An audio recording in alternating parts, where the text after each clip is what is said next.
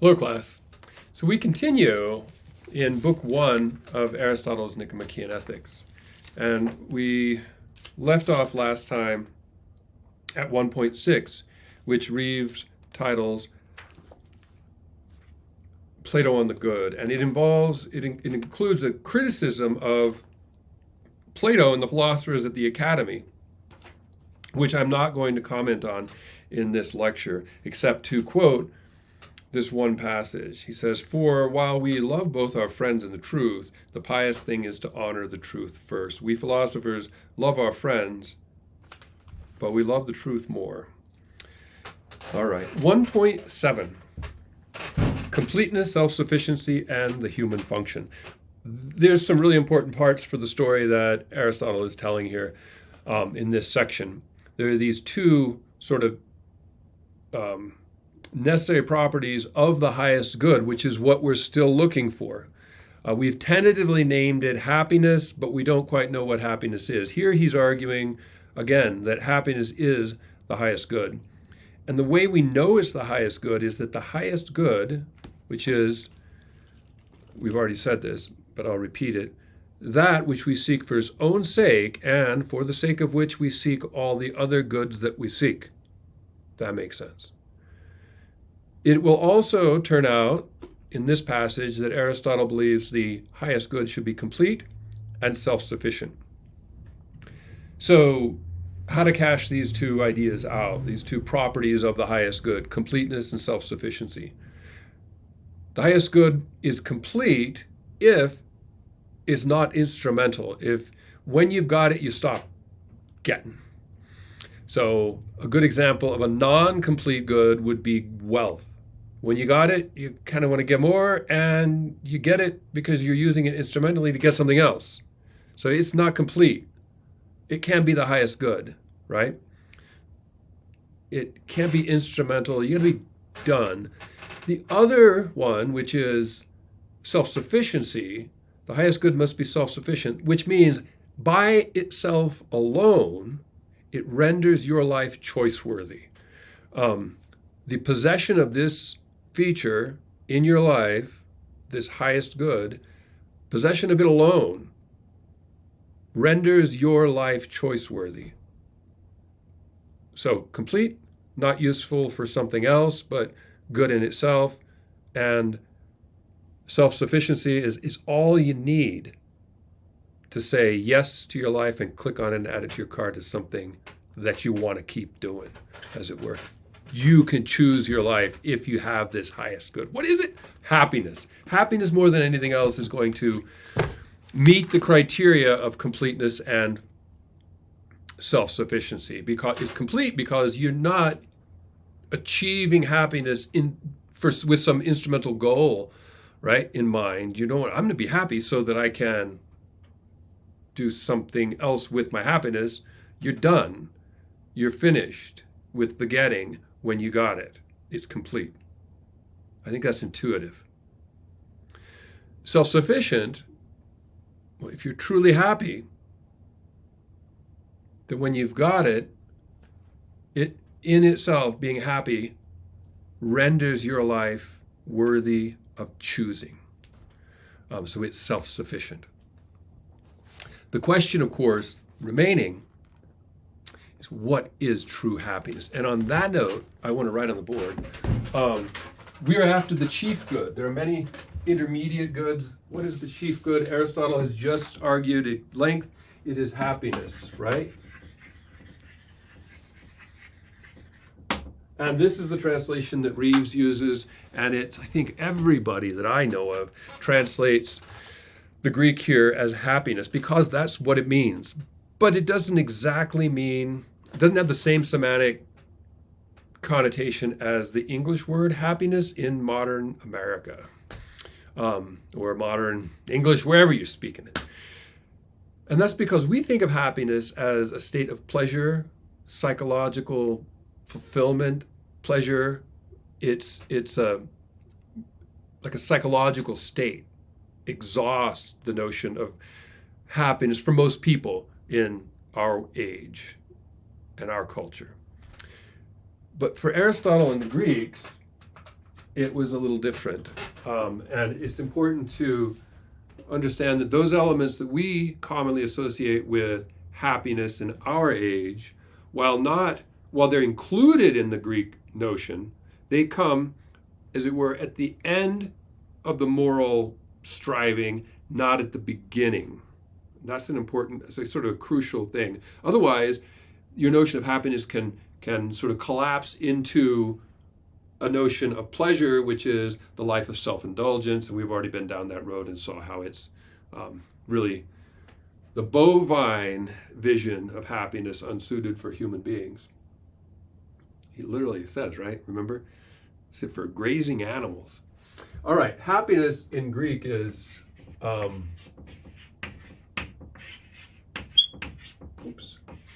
eudaimonia, if you can see that. Nope. Write it in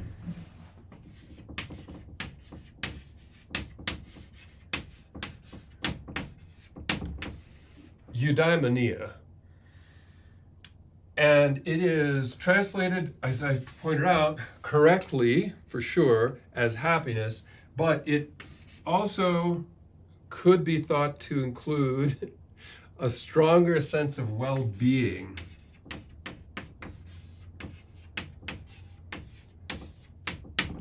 Or the one that I like better for reasons that will become apparent, when you see the Greek word happiness, or the word translated from the Greek happiness, you want to keep in mind that it is human flourishing.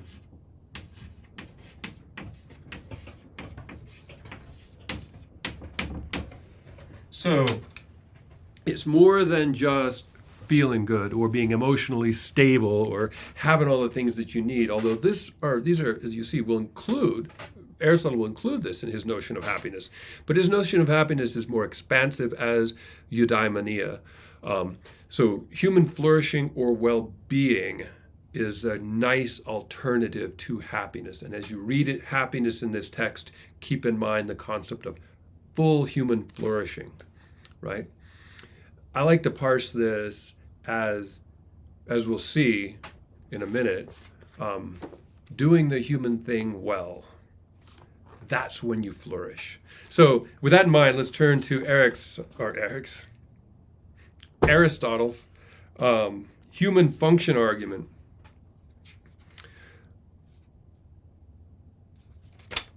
So where does the function come in?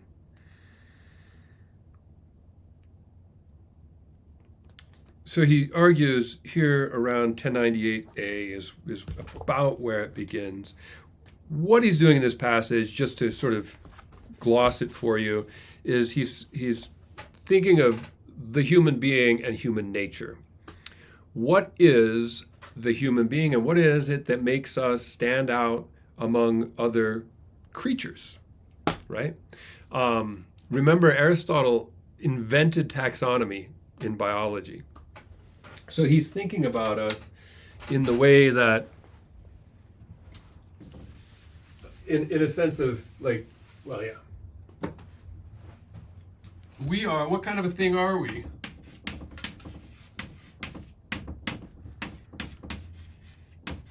We are a living thing.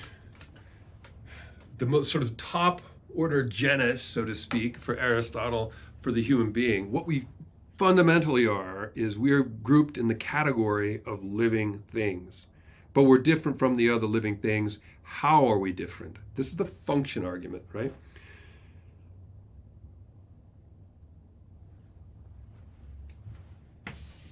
So there is the life of nutrition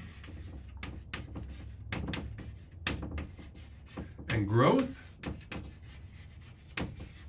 and then these are the different features of living things: nutrition and growth, sensation.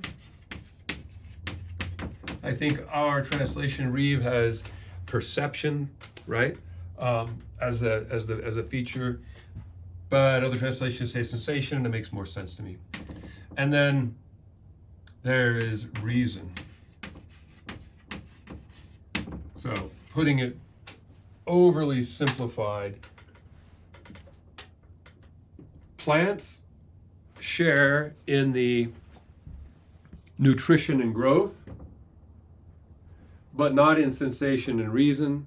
Non-human animals have the feature of sensation and growth and sensation, but not reason.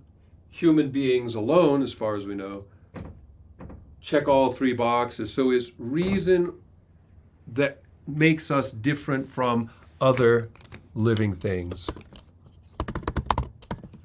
Sorry, my screen just went blank for a second. I had to re-sign into my computer. All right. So I hope this makes sense. That's what makes us different. So reason is going to be our special thing for the kind of thing that we naturally are. What Aristotle is doing here is it's a particular kind of moral theory that Aristotle's moral theory is the outstanding or classic paradigm example of, and that is it's a perfectionist moral theory.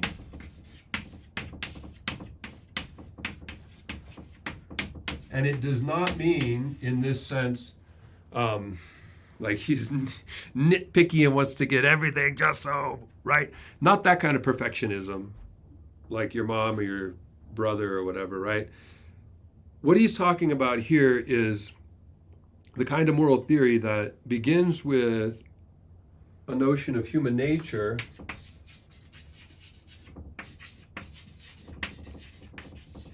and derives from that concept of human nature a goal to guide life. So Aristotle is like the paradigmatic form of perfectionist moral philosophy. Sometimes this would be called eudaimonism because of the notion of human flourishing. So if you know what kind of thing you are, then there's your special thing is going to be your goal. You achieve that to a higher or less degree, you are perfecting things. Another point here that'll help sort of disabuse you of the wrong sense of perfectionism.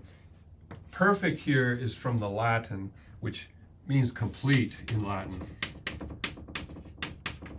It means complete.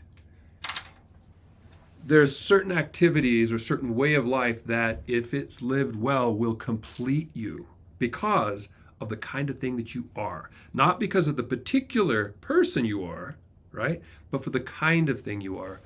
And Aristotle gets to this with the function argument here in section 1.7. And even if it's not a good argument, I want to say that even if we can disagree about what makes human beings special, what our specific difference is in the animal kingdom, the notion of human nature more generally, and the idea that we can fulfill our nature by the way we live our lives is a minimum that you have to sort of click on, add to your cart to keep this argument of Aristotle's flowing. And C.T.C. Reeve does a good gloss on this in his expansive introduction to the Nicomachean Ethics, which I highly recommend, but not going to go into it. Grad students should probably definitely read C.T.C. Reeve's introduction. Perfectionist moral philosophy. We're going to read Aristotle, and later in the course we will look at we'll look at some other perfectionist philosophers. All right, I'm tired. Where are we at? The goal. So Aristotle says our goal, our special activity, is our function is reason or rationality. The function of a human being is, this is on 1098A8.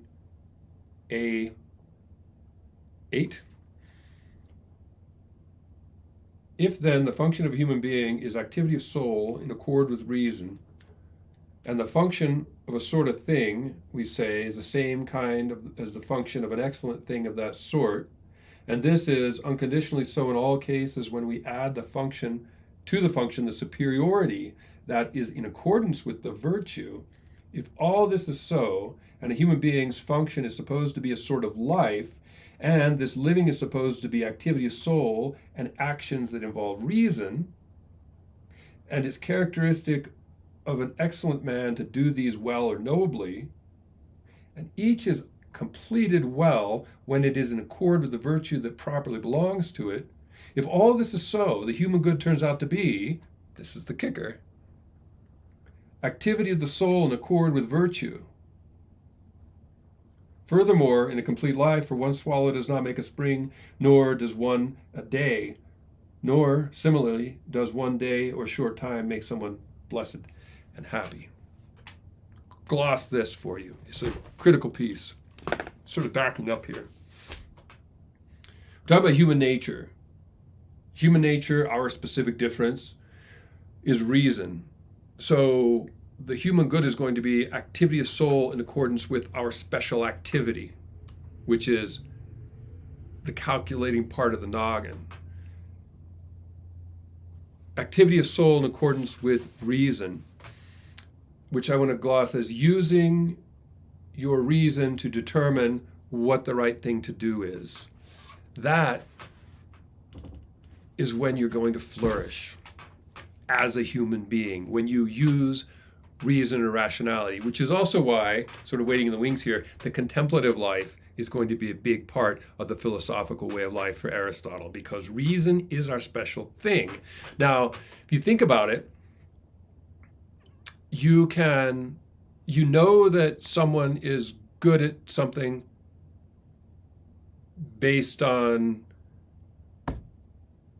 knowing their function, right? Aristotle uses the lyre player. So you know the lyre player, which is like a funky harp, the Greeks. We could talk about guitar. You know a good guitar player if you know what guitar playing is supposed to sound like. If you understand the activity of the guitar, then you can tell whether someone is a good guitarist.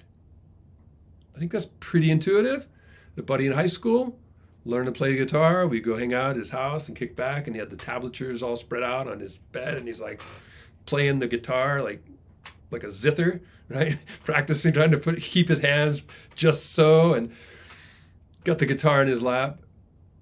And I knew that he was not a good guitarist because I know what it's supposed to sound like, and that's not it, right? As he progressed, however, he got better at it, and he became a good guitarist.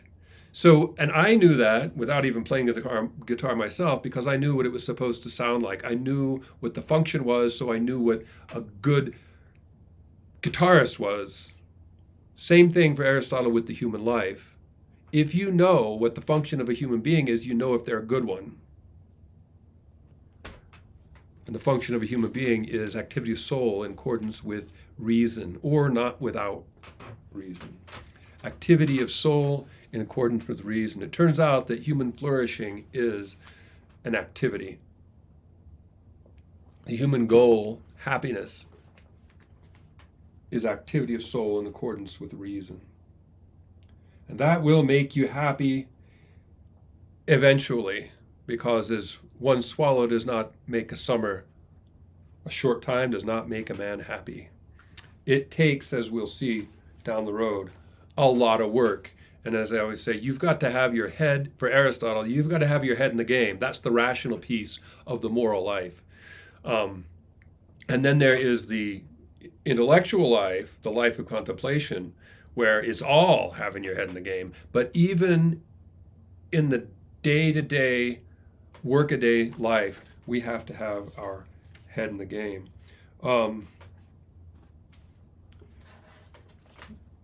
Let's tarry with this a little bit more. Aristotle's notion of the divine,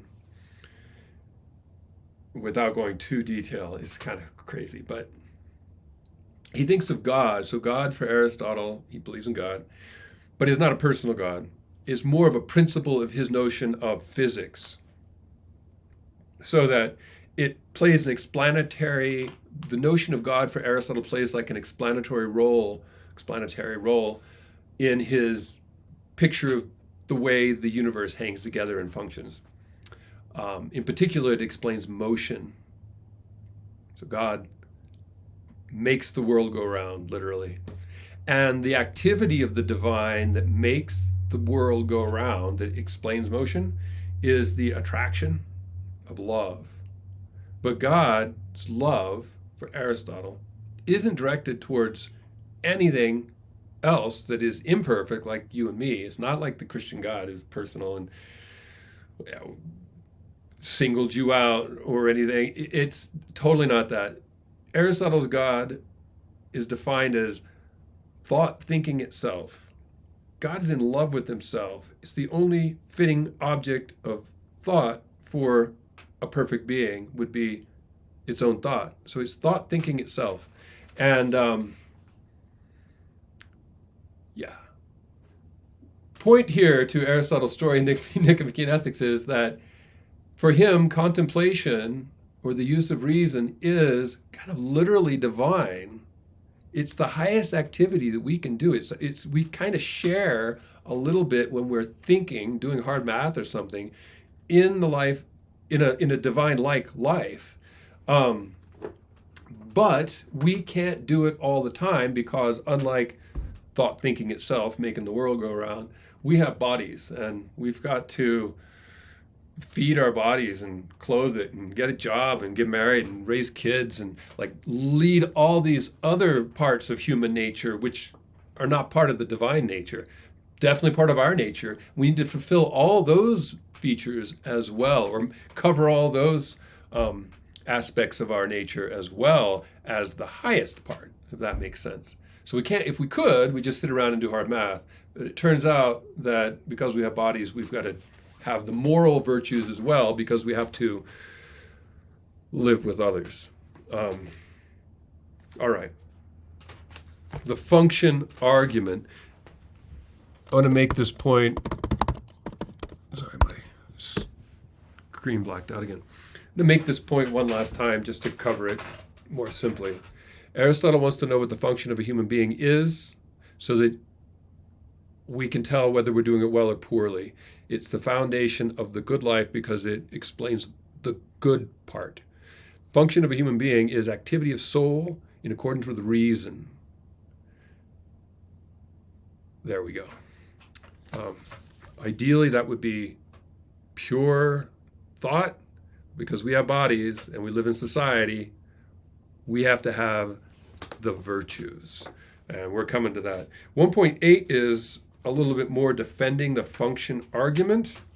Have some red marks in this part, but we might skip the whole thing because I've waxed too long on the other stuff.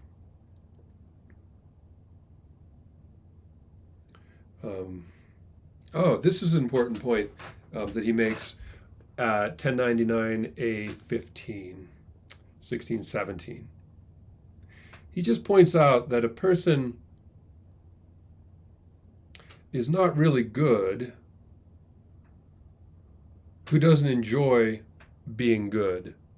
He says, besides what we've already said, the person who does not enjoy doing noble actions is not good. For one would not call a person just who did not enjoy being just, or generous if he didn't enjoy doing generous ones. This sort of comes back into play a little bit later when we get a bigger picture of the virtues, especially in book 2. But it's right here, an important point.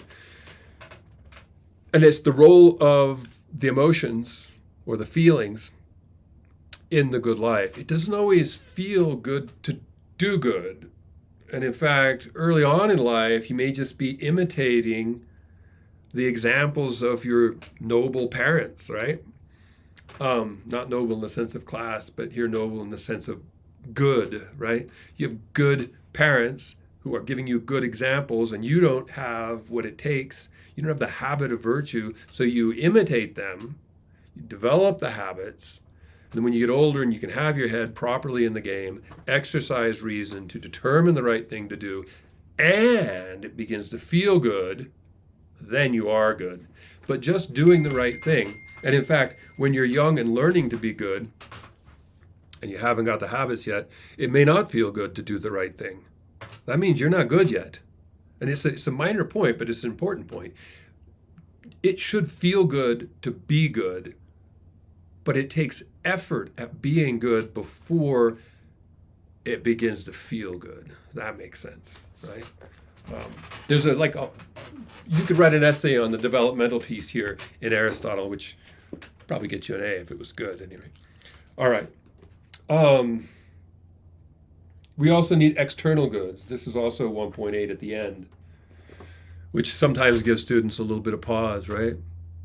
External goods. Besides all this intellectual stuff and blah, blah, blah, you're not going to call somebody happy if they lose their loved ones, if they lose all their money and are living on the street, if they're really ugly, according to Aristotle, right? If they don't have good children, which I think is intriguing, external goods are necessary. It's impossible or not easy to do noble actions without supplies. If you don't got money, you can't be generous, right? If you don't have time, you can't be generous. So you can't have the virtue of generosity. For just as we perform many actions by means of instruments, we perform many by means of friends, wealth, and political activity. It helps to have friends. One of the benefits of friendships is helps you get things done. But you can't do good things as well if you don't have friends that you can rely on, good friends. Wealth, you need a little bit of money. Political capacity, you need to have some pull in politics. Then again, there are those whose deprivation disfigures happiness, such as good breeding, good children, noble looks. We scarcely have the stamp of happiness if we are extremely ugly, ill-bred, living a solitary life. Maybe hard for us to take, but the general principle here is there is more to the good life, practically speaking, than being in your head about it, right? You can plenty of space for discussion on that in the discussion post this week. One of the questions I often ask is, what would it mean to update Aristotle? This is more critical when we get to the virtues and his particular list of virtues and the presupposed best life that sort of emerges as we read the Nicomachean Ethics. Is that still relevant today, or is there historical and cultural, or does eudaimonia have different conditions for different cultures and different individuals? And I think Aristotle would not be open to historicizing the virtues, but it's interesting to do that. But he would be open to understanding the virtues. I'm kind of getting into book 2 now, but understanding the virtues as, although they're sort of a generally common capabilities and dispositions for all human beings because they're tied into human nature, right? They are interpreted very differently on an individual level. Courage is the same kind of disposition dealing with the same spheres of action and circumstances that you and I share as human beings. They apply in the same kinds of cases, but it will play itself out differently for you than it will for me, right? There's a good musical metaphor for this. That is, you have the musical score for a pianist, but different pianists are going to interpret that same piece of music differently. The same thing for the moral life for Aristotle. I make this point because sometimes students start to think Aristotle's maybe a relativist, and he is not. More about that maybe a different later. I'm sort of off topic, and it's really more relevant when we get to book 2. All right, we're almost done. We're at 29 minutes.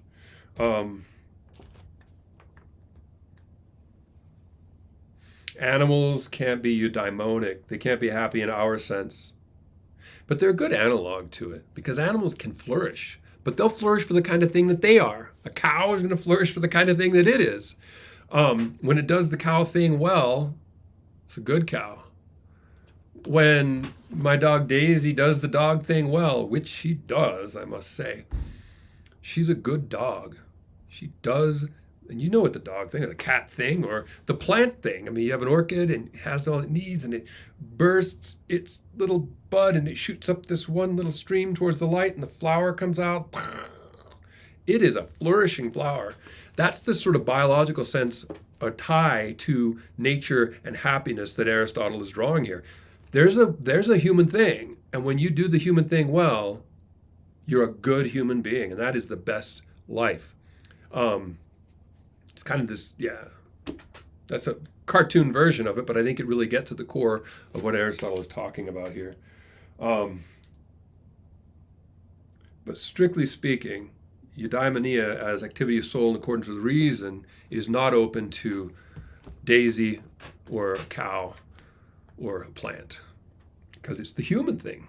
Do the human thing well, and you will be a good human, and your life will be happy and blessed, which is activity of soul in accordance with reason. As we'll see, in the moral life, it's using practical reason to determine the right thing to do, or the mean between extremes of vice, as we'll see later. And in the intellectual life, there are intellectual virtues, and it's the sort of pure exercise of contemplative intellectual virtues, doing hard math. All right. We've got bodies, so we need the moral virtues. We have to live in society. 1.10 or 1.10. When to count a human being happy. We're almost done. I'm skipping a lot. One of the things he's pointing up here is you need to be a complete life. We already said that. One swallow does not make a summer. But we can still call people happy when they're sort of in via. Nothing prevents us from calling a person happy who is active in accordance with complete virtue and is adequately supplied with external goods, not for some random period of time, but for a complete life. What's to prevent us from saying that? It would be fine. And even though technically you could lose your happiness, this is an important point about the only in a complete life. You're never done with the moral life. You're always trying to keep up the effort. So at 1100 B30, nobility shines through even when someone bears repeated strokes of great bad luck. So if calamity strikes you, you may ultimately lose your happiness if your family's killed in a car accident. You don't call yourself happy anymore. But the person who was on the way to virtue, was living in the thick of it, sort of the sweet spot in the curve of the moral life, when calamity strikes them, is going to be able to bear it nobly. And if possible, to recover from it, they will be able to recover from it when someone who wasn't on the path of eudaimonia would become miserable. That, and this is an interesting point he makes, that the eudaimonic man, or the eudaimon, will never become miserable no matter what happens. We should remember this when we get to Stoicism, these passages. Perhaps we can return to it. All right, 111 we're skipping, 112 we're skipping, and 113, the last passage, the soul and its virtues, which really sets us up for book 2, where we go into much more detail with the virtues. Since happiness, or eudaimonia, is some activity of the soul in accord with complete virtue, we must investigate virtue. For maybe that way we would also get a better theoretical grasp on happiness. So if we look at the virtues, we might get a better grasp of happiness. So he begins talking about virtue.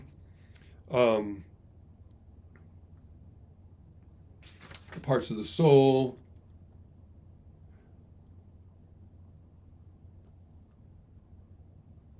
And then we'll just end with this last passage at 1103 A4. Virtues are also defined in accord with with this difference. For we say that some are of thought, others of character. Theoretical wisdom, comprehension, and practical wisdom are virtues of thought.